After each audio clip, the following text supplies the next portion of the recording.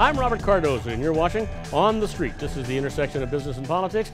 This is where we take all of the information out there today, whether it be political or business-wise, put it into a funnel, see what comes out, analyze it, and give you the unbiased truth the way that I see it. You're not going to get this anywhere else in the country, but you will get it here on the street. Now, my guest is Fran Cannon.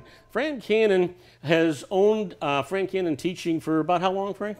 Oh, about 20 years. About 20 years. He has done seminars for Hughes, for the United States Navy, for General Dynamics.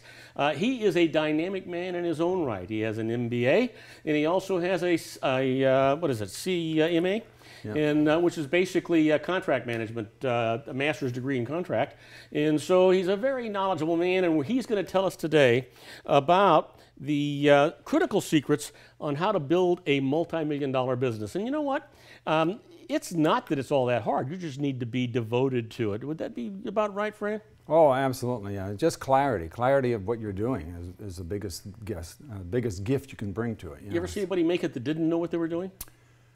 Actually, there have been a few people who stumbled into it. Yeah, the right moment, you know, you're coming along, you don't know what you're doing. You hear a lot of that out of the college kids and that when they first starting something up and they didn't know what they were doing. They're playing around, having a good time, and next thing you know, they got these people throwing millions of dollars at them to turn it into a big stock, and away they go into business. Oh, that's Apple, right? In Microsoft. Yeah. You know, one of the things I say all the time is you wouldn't build a house without a blueprint. You shouldn't be building a business without a business plan. How do you feel about that? Absolutely right. You really should be thinking about the end.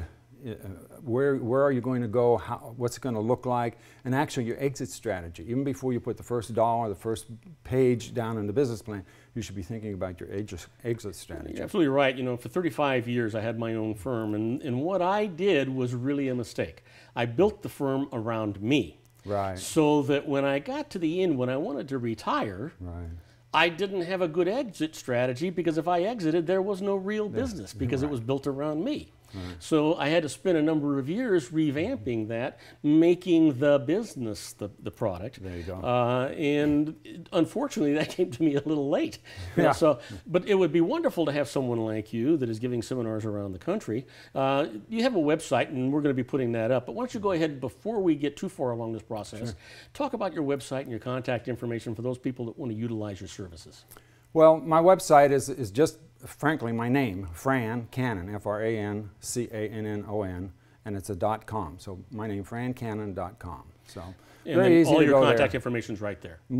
Everything's there that they need, phone number, that sort of thing, sure. So let's talk about the critical secrets that are involved. And I guess it's 1 through 6? Yeah, I talk about that there's actually like 6 levels of business, okay? And if people don't understand the 6 levels of business, they won't know where to go with the business. So basically, as you said, I don't know, were you working for somebody before you started out on your own business? Well, when I was a young kid, yeah. But I worked for the Revlon Corporation for 16 years, and they actually sent me to school and paid for my education. I wound up having my own tax and accounting practice for 35 years. Right. So I had about 28 people working for me, a big practice. Right. Well, so you did several of the steps right along the way. You did the first step where you were working for somebody else, and then you went out and you started to work just by yourself and trying to get clients. Out of my house. Yeah, so you really were just a sole entrepreneur at that point. Right. And at some level you stepped into the first level of business, and that's where you started to get a couple of people to help you. And then eventually you kind of figured out, hey, this is really getting big, and you begin to build a management level that goes with it. And that's what we call the 3rd and 4th level. First level, working for somebody else. Second level, working for yourself. Third level, you've got some people helping you. 4th level, you're now building an asset that you can use. Now, there's 2 more levels here, but we don't want to talk about those other than to mention them. And the 5th level would be when you're going out and you're getting funding first. So you're gathering up a lot of money through investors, but now you're under the Securities and Exchange rules. And the 6th level would be that 5th level is called private investment, and then the 6th level would be public investment, where you go out to the stock market and you raise your money. You know, one of the problems I had was that in order to build a business, you have to be really dedicated, and that means that you're not looking at the clock. Right. I can tell you that it becomes very tenuous when you're working 17 hours a day, 6 days a week, sometimes 6.5, and you turn around and you can't go anywhere because everything stops if you do, which is where I assume this management level is coming in. It allows you to break away a little bit and enjoy some of the fruits of your labor. Absolutely. That's the real secret. Because at the second level, where you're kind of like working as a sole entrepreneur and gathering people, and the third level where you're just kind of working yourself, but you got a couple of people helping you, you're 24/7. Yeah. But when you build that fourth level, and it's where you build $1 million, at least $1 million in business, you have 10 or 12 employees working in the company. Now 1 or 2 of those people can be your management level.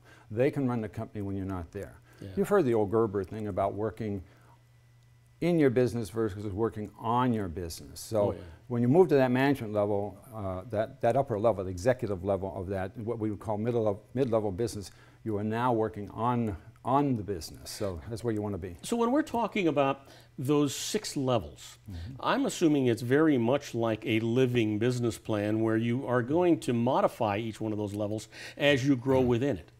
Well, it all depends. You can start thinking about building it as the 4th level right away. Well, most people don't do that. They do like you and I did. Maybe we work for corporations like I did for some 30 years, and then finally decide you're going out and doing your own business. Well, we're little sole entrepreneurs. And then we finally get somebody to help us, and finally we build a team around us.